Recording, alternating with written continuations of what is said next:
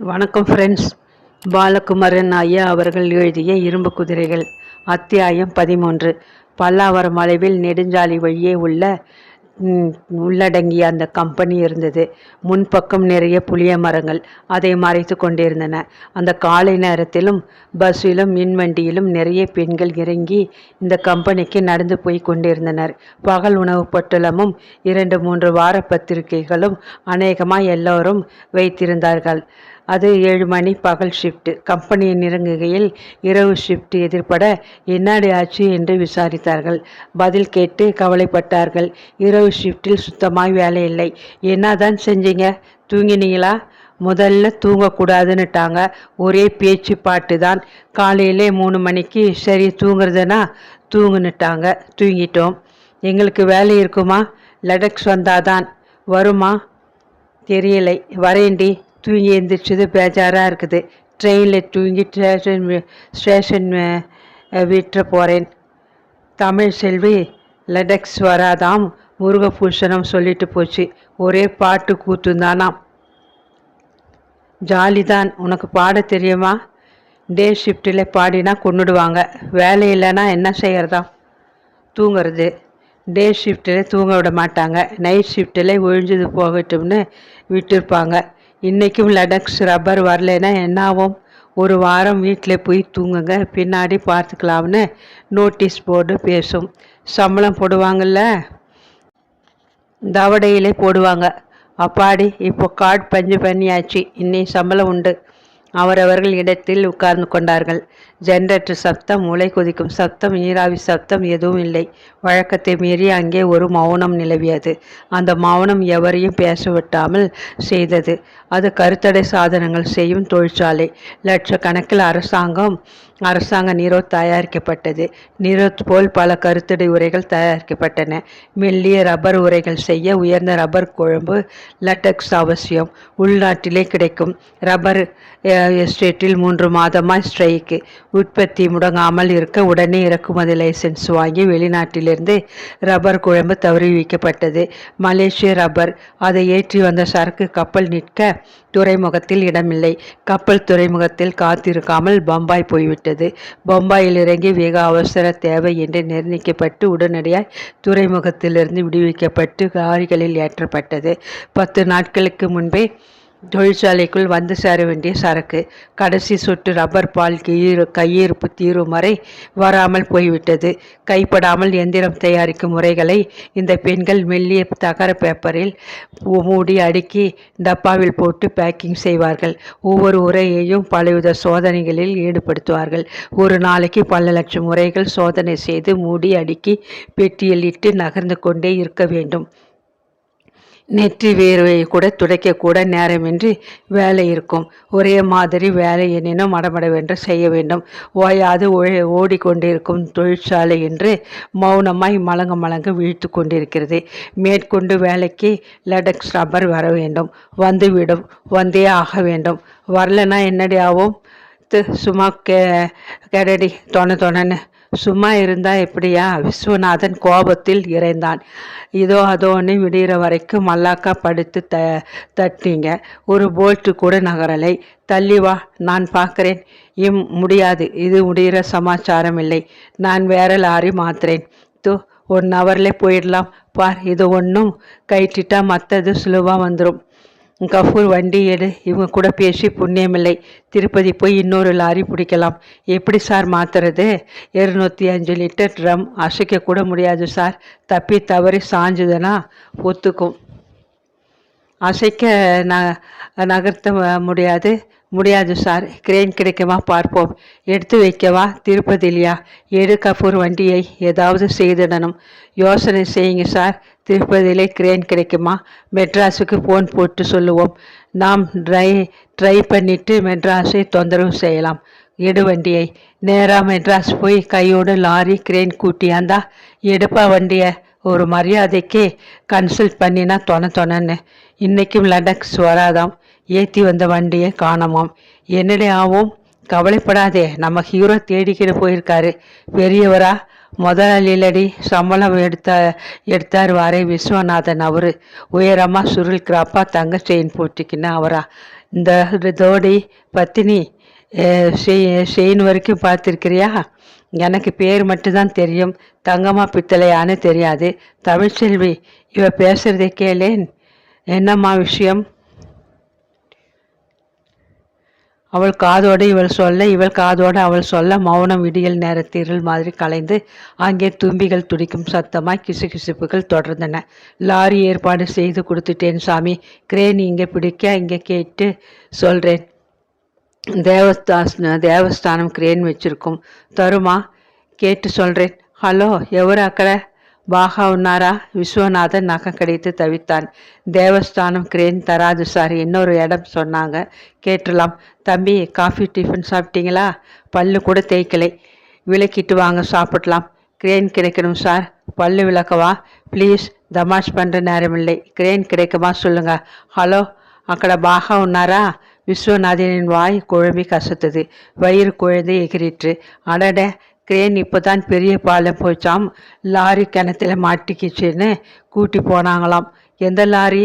யார் கூட்டிட்டு போனது தெரியலைங்களே. எப்போ போச்சாம்? இப்போதான் அரை அவருனாங்க. கஃபூர், வண்டி உங்கள் கஃபூர் கிளம்பு. உங்கள் லாரி எங்கே? இந்தாப்பா டிரைவர், கார் பின்னாடியே வா. இந்தா மொத்த வாடகை 400 ரூபா. சந்தோஷம் தம்பி. டிஃபன் சாப்பிடலைங்களே. கிரேன் பிடிச்சி பல் தேய்ச்சிட்டு சாப்பிட்றேன், நீங்கள் கவலைப்படாதீங்க. தம்பி, தமாஷா பேசுகிறீங்க? தமாஷ் இல்லை, வைத்தெரிச்சல். எப்போ வருவாரோ எந்தன் களி தீர, எப்போ வருவாரோ. பாடாதடி, வர்றவனும் ஓடி போட போகிறான். எங்கே போயிட முடியும்? சம்பளம் போட இங்கே வந்துதான் தீரணும். யாரை சொல்கிற? காலையிலே நீ கேட்டிய தங்கம்மா பித்தளையான அவர் தான். அடிச்சக்கை, உனக்கு அந்தால் மேலே ஒரு கிக்கா? அவருக்கு கல்யாணம் ஆக்கி 2 பொட்டை பசங்க இருக்குது. கிக்கும் இல்லை குக்கும் இல்லை. பாட்டு பாடுற, எப்போ வருவாரோன்னு. அந்தால் வந்து ரப்பர் லடக்ஸ் கொண்டாந்து மிஷினை ஓடி வேலை தொடங்கணும். வேலை மேலே அவ்வளோ இஷ்டமா? துட்டுடி, இவ சொல்கிற மாதிரி ஒரு வாரம் வேலை இல்லை. வீட்டுக்கு போன்ட்டா பால் துட்டு வீட்டு வாடகை யார் கொடுக்கறது? சம்பளம் முழுசாக வந்தாலே உன்னை இப்படி என்னை இப்படின்னு இருக்க சொல்ல. லாரி கடிச்சிடுச்சாம். விஸ்வநாதன் மடக்கி எடுத்தாராம். இப்போதான் ஃபோன் வந்ததாம் ஆந்திராலேருந்து. ஆந்திரா எவ்வளோ தொலைவுடை? மாம்பழம் தாண்டி. சீச்சி, சாப்பாட்டுக்கு மேலே வேலை இருக்குமா? நீ போய் சாப்பிடு. கபூர் வண்டி ஓட்டுறவன், நீ சாப்பிடு. ஏங்க, இந்த கிரேன் யார் வாடகைக்கு எடுத்தது? கிரேன் டிரைவர் கை நீட்ட திருப்பதி எல்லையில் ஒரு ஹோட்டல் வாசலில் விஸ்வநாதன் ராவுத்தரை சந்தித்தான்.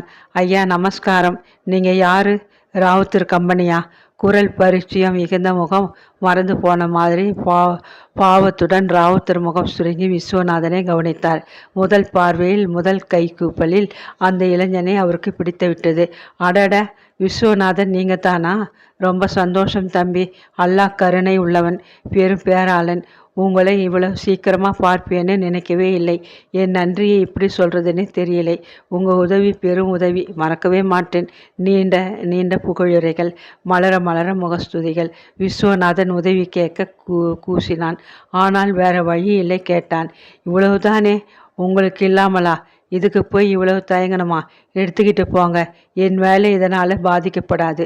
எங்கே மடங்கிடுச்சு வண்டி? புத்தூர் கேட்டா, நானும் வரேன் தம்பி. டிஃபன் முடிச்சிங்களா? ரொம்ப களைப்பாக இருக்கீங்களே. இதமான பேச்சு விஸ்வநாதனை மேலும் களைப்புற வைத்தது. ஒரு வாய் காப்பி அவசியமாய் தேவைப்பட்டது. ஓட்டலில் பல் துளைக்கி முகமலம்பி டிஃபன் காஃபி முடித்தான். ராவுத்தர் காரும் கிரேனும் லாரியும் பின்தொடர லடக்ஸ் வண்டியிடம் போனான். 80 நிமிடத்தில் லடக்ஸ்டம் லாரி மாறிற்று. மேல் தூசு கூட கலையாமல் இடம்பெயர்ந்து புதிய வாடகை லாரியில் அடுக்கப்பட்டது. ஐயா, கிரேன் வாடகை உங்ககிட்ட வாடகையா? மாட்டேன் தம்பி, உதவி செய்ய அல்லாஹ் இடம் கொடுத்த கருணை பெருசு. ஐயா, இது கம்பெனி செலவு, என்னையுடையதே இல்லை. வாடகை சொல்லுங்க. யாருதான் இருந்தா என்ன? நான் வாடகை வாங்க மாட்டேன். நான் வாடகை வாங்க மாட்டேன் தம்பி. ஒரு முறை நம்ம கடைக்கு வரணும். விஸ்வநாதன் மௌனமாய் நின்றான். குளிர்வாய் வாடகை வாங்க மறுத்த அன்பில் மூழ்கினான். கடவுள், அதை பற்றிய நம்பிக்கை இதுவெல்லாம் நான் அதிகம் யோசித்ததில்லை. உங்களை பார்க்குறப்போ பேசுகிறப்போ எனக்கும் இதமாக ஒரு நம்பிக்கை வருது ராவுத்தர். என் நன்றியை எப்படி சொல்கிறது? எல்லா மதமும் சொல்கிற கடவுள் ஒன்றுதான். அன்பே கடவுள். எல்லை இல்லாத பரம்பொருளை உணரும் விதம் அன்பு. செய்யும் போதே தெரியுது.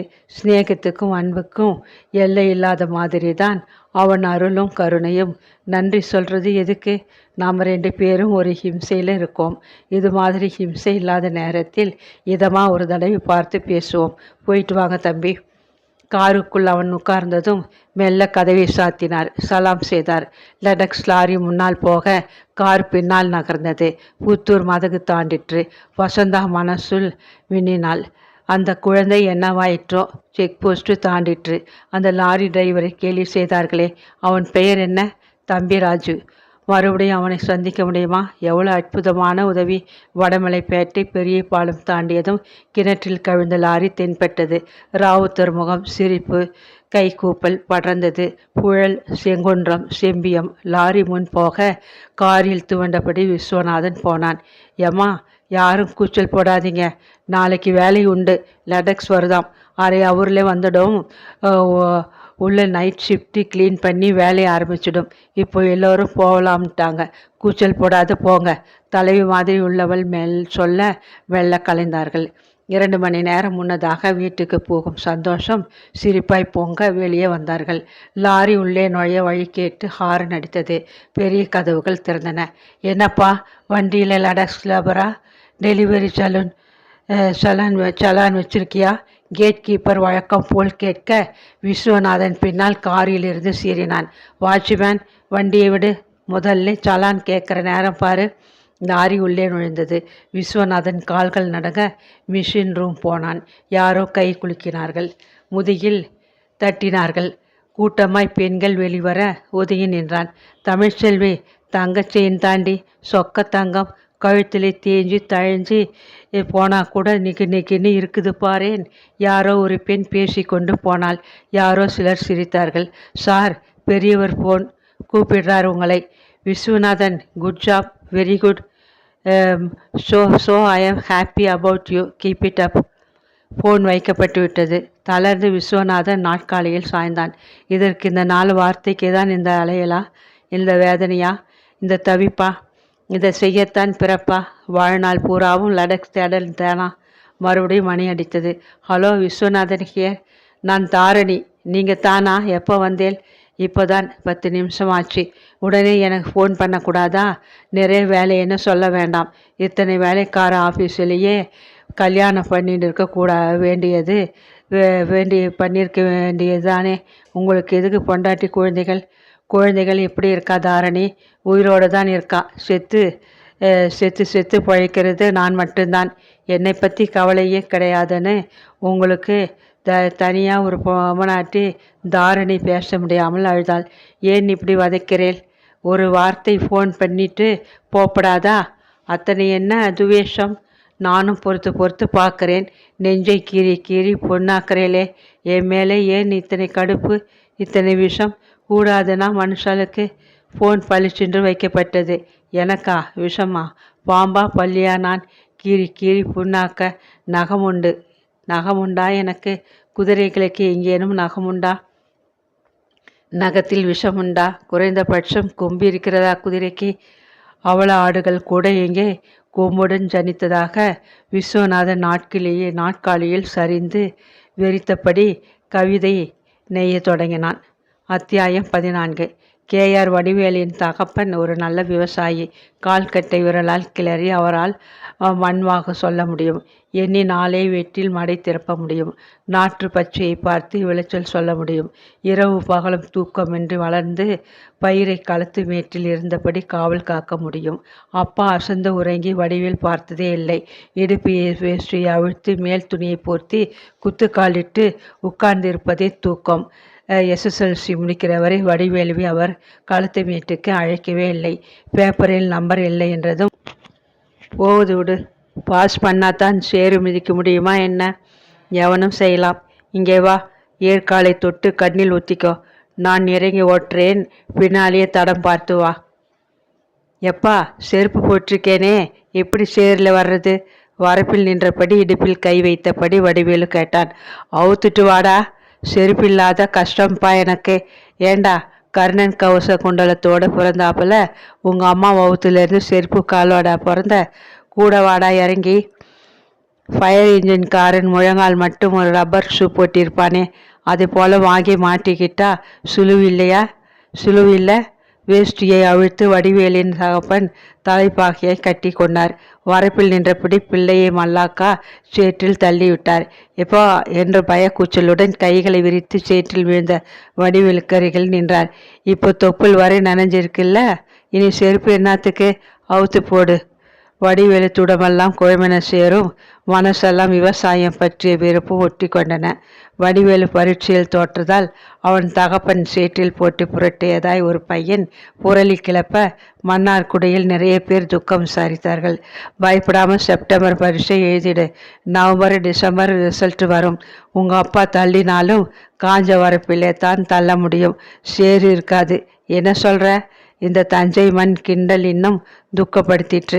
செப்டம்பர் எழுதினான், தோற்று போனான். யாரும் துரத்தாமல் வீட்டை விட்டு சென்னைக்கு ஓடி போனான். போகுது கழுதை. ஐயரு பசங்க சகவாசம். நாட்காலியில் உட்காந்து சம்பாதிக்க ஆசை வந்துடுச்சு. செய்யட்டும், வானாங்களை. அதுக்காக சேத்துல செருப்பு போட்டால் நடக்க முடியும்? உட்காந்து புண்ணாச்சுன்னா ஆசன வாயிலே மண் சேருதான் குழப்பி பூசுவாங்கன்னு சொல்லு. இந்த செய்தியும் எட்டிற்று. ரோசம் ஊற்றிற்று. சேரில் உட்கார்ந்து சம்பாதிக்கத்தான் போகிறேன். சம்பாதிச்சு முதல் துட்டிலே இந்த கிழவனுக்கு புதுசாக ஒரு ஜோடி செருப்பு அனுப்பத்தான் போகிறேன். பார்த்துடலாம், நானா கிழவனா யார் ஜெயிக்கிறதுன்னு. வால்டாக்ஸ் ரோட்டில் ஒற்றை வாடி தேட்டர் தாண்டி ஒரு ரோட் பேஸில் வேலை கிடைத்தது. நாட்காலி வேலை. சரக்கு எண்ணி டிசி நோட்டு எழுதும் வேலை. குட்ஸ் கன்சல்ட்மெண்ட் நோட்டு, அதாவது லாரி ரசீது எழுதும் வேலை கிடைத்தது. லாரியில் ஏறி 4 ஊருக்கு போகும் வாய்ப்பு கிடைத்தது. வட சென்னை. நாயுடு பையன்கள் ஸ்நேகம் கிடைக்க தெலுங்கு தெரிந்தது. பெங்களூர் கிளைக்கு மாற்று ஆள் உதவிக்கு போக கொஞ்சம் கன்னடம், ஹிந்தி கற்க முடிந்தது. எடை மிஷன் சூட்சமும் செக் போஸ்ட் சிரமங்களும் தெளிவாயின. போக்குவரத்து போலீஸ் அறிமுகமாக நெருக்கடி நேரத்து பவ்யம் வந்தது. கூலி ஆட்களோட மோத தடாலடை முரட்டுத்தனம் தெரிந்தது. டிரைவர்கள் சிநேகம் வர அறப்பாட்டில் பிராந்திக்கு எந்தவித உதவியும் கிடைத்தது. லாரி கம்பெனியில் ஏற்றிய 10 டன் சரக்கு போக கம்பெனிக்கு தெரியாமல் சந்து பொந்தில் அடைத்து சாமான்கள் ஏற்றி போக ஆட்கள் பறப்பது தெரிந்தது. வண்டி முழுக்க வாழைத்தாரும் அடியில் பாண்டிச்சேரி விஸ்கி பாட்டிலும் அரிசி மூட்டையோடு ஸ்லோன் பாக்கு மூட்டை, டயர் லோடுக்கு நடுவே வெள்ளி பாலம் கடத்தல் பொருட்கள், திருட்டு சாமான்கள், வரி கட்டாத போகும் விற்பனைகள், இது ஏற்ற அலையும் புரோக்கர்கள் அறிமுகமாயிற்று. 8 வருடத்தில் வடிவேலு கழுத்தில் தங்கச் செயினும் இடுப்பில் மல்வேட்டியும் டெர்லின் சட்டையும் புல்லட் மோட்டார் சைக்கிளுமாய் மாறி போனான். மன்னார்குடிக்கு முதல் முறையாக மோட்டார் சைக்கிளில் போனான். அப்பா வீட்டில் இல்லை, வயல் பக்கம் போனான். வண்டியை நிறுத்தி ஸ்டாண்ட் போட்டு அப்பனை நமஸ்கரித்தான். காற்று பலமாய் வீச நெகிழ்வு மண்ணில் நிறுத்தின வண்டி சாய்ந்து போயிற்று. சந்தோஷம்தான். அதுக்கு வண்டியை இங்கே இழுத்து வரணுமா? வானாம். வண்டியை தொடைக்காதே. இந்த தண்ணியில் விழுந்து புரண்டது எதுவும் கெட்டு போனதில்லை. உன்னையும் சேர்த்து தான் சொல்கிறேன். இது மண்ணில்லை வடிவேலு, தங்கம். நல்லாயிரு. தகப்பன் ஆசீர்வதித்தான். பட்டணத்தில் தன் ஜாதி பெண்ணையே மாலை மாற்றி கல்யாணம் செய்தான். வடிவேல் என்பது தமிழ் பெயராக இருப்பதால் ருசிகரமாய் வேறு பெயர் மாற்றி கொள்ள முடியவில்லை. பொன்னம்மாள் என்பதும் தமிழ் பெயராகவே இருந்தது. பிள்ளை பிறந்து தலைவரிடம் போய் மதியழகன் என்று பெயர் வைத்தான். சென்னை கோட்டையை கட்சி கைப்பற்றிய நேரம் அன்பழகன் பிறந்தான். வடிவேலும் பல கூட்டங்களில் பங்கேற்று வழிமொழிந்தான். நன்றி சொன்னான். எடைக்கு எடை ஏற்பாடு செய்தான். இவை அனைத்தும் வாழ்க்கைக்கு உதவிற்று. இரட்டைக்கரை வேட்டிக்கு ஒரு பயம் மரியாதை இருந்தது. இவனால் உதவி செய்ய முடிந்தது. உதவிக்கு உதவி பெற முடிந்தது. சுமை தூக்கும் தொழிலாளர் சங்கமும் ஓட்டுநர் உதவியாளர் சங்கமும் திறக்கப்பட்டன. வால்டாக்ஸ் ரோடு முழுவதும் வணக்கம் சொல்லிற்று. பகடி இல்லாமல் 8 அடிக்கு 8 அடி கடை கிடைத்தது. ஃபோன் கிடைத்தது. வடிவேலு யோசித்தான். லாரி வாங்கி அதை எவனிடமோ ஓட்ட கொடுத்து விரல் பின்னி தவிப்பதை விட எவர் வண்டியிலோ எவர் சரக்கோ ஏற்றுவது உத்தமம் என்று தெரிந்தான். தண்ணி தொட்டி தெருவின் தலைச்சிறந்த தரகரானான். ஏங்க முதலியாரே, திருச்சிக்கு பைப்பு போகணும்னு சொன்னீங்களாமே, எவ்வளோ எடை? ஒரு டன்னா? ஏற்றலாம். கடையாண்ட கொண்டாந்து போடுங்க. நாளை விடிகாலை போயிடும். எந்த லாரியா இருந்தால் உனக்கு என்ன? சரக்கு போகணுமா? என்கிட்ட விடு. சேட்டுக்கு என்ன தர? அதிலே 10 ரூபா குறைச்சி கொடு. 100 ரூபாய் வாடகை வாங்கி லாரிக்காரனுக்கு சந்தி இடத்தில் பைப் வைக்க 40 ரூபாய் கொடுத்து மீதி காசை பாக்கெட்டில் போட்டுக்கொள்வான். மேஜை அறை முழுக்க சுருள் சுருளாய் நோட்டுகள் இருந்தன. இந்த வியாபாரம் தெரிந்த காந்திலால் எதிர்த்தான். கூலி பசங்களை கைக்குள்ளார போட்டுக்கிட்டு திருட்டு சரக்காய் ஏத்துற கேஸ் போடுவேன் என்றான். ஊரை விட்டு ஊர் வந்து என்னை மிரட்டுறதுக்கு என்ன துணிச்சல்? நாளை காலையிலே பார், நான் யாருன்னு தெரியும் உனக்கு. மறுநாள் கூலி ஆட்கள் வேலை நிறுத்தம் செய்தார்கள். கூலி உயர்வும் கூலிகளுக்கு உரிய மரியாதையும் வேண்டுமென கேட்டார்கள். வட சென்னை முழுவதும் தக்காளி முட்டைக்கோஸ் 2 நாள் நாரிற்று. எண்ணெய் டின்கள் வெயிலில் கிடந்தன. மீறி ஏற்ற துணிந்த யாரோ அடிபட்டார்கள். 2 லாரி கண்ணாடிகள் சிதறின.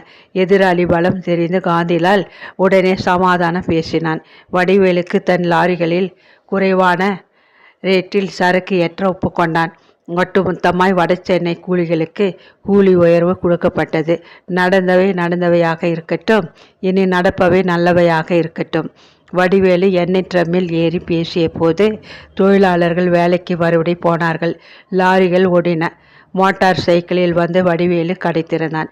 வாத்தியாரை காணுமே, கோச்சிக்குன்னு மன்னார்குடி போயிட்டாரா?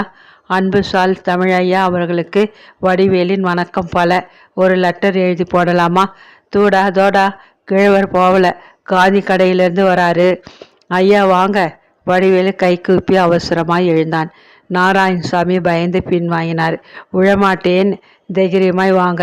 நாராயணசாமி உட்கார்ந்து கொண்டார். நேற்று நடந்ததுக்கு மன்னிப்பு கேட்டுக்கிறேன். வடிவேலு பவ்யமாய் அவர் கைகளை பிடித்து கொண்டான். தக்காளி அழுகல் வாசனை மாதிரி விஸ்கி வாசனை இன்னமும் வீசிற்று. நான் தூக்கம் இல்லாதவன், தொழில் அப்படி. இது சாப்பிட்டாதான் தூக்கம் வரும். பழக்கமாயிடுச்சு ஐயா, மனசில் வச்சுக்க கூடாது. குனிந்து காலை தொட்டான். கை கூப்பவும் காலை தொட்டு எழவும் வடிவேலு அதிகம் பழகியிருந்தான். இருக்கட்டும், எனக்கு வேலை உண்டா இல்லையா சொல்லு. ஐயா, இந்த கடையே உங்களுதுங்க. இது நீங்கள் போட்ட பிச்சை. நீங்கள் சொல்லி கொடுத்த தமிழ் இன்னைக்கு நான் நிமிர்ந்து நிற்கிறேன். என்னான்னு யோசிக்கிறீங்களா? 110வது வட்டத்திலே இன்னைக்கு கூட்டம் இருக்குதுங்க. நம்ம கட்சி கூட்டம், கொள்கை விளக்க கூட்டம். தலைமை நான் தாங்க. ஐயா வரணும். இங்கே வேலைன்னு ஒன்றும் இல்லைங்க. உங்களுக்கு மரியாதை செய்யணும்னு ஒரு ஆசை என்ன? நன்றி கடன், அவ்வளவுதான். ஐயா சரின்னு சொன்னால் அது என் அதிர்ஷ்டம்.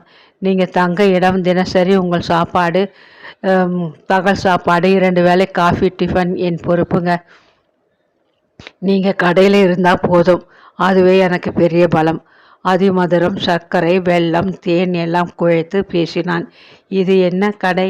அதை முதல்ல சொல்லு. நான் லாரி புரோக்கருங்க. 2 நாள்லேயே விவரம் உங்களுக்கு புரிஞ்சிடும். உட்கார்ந்த இடத்துல வியாபாரம்.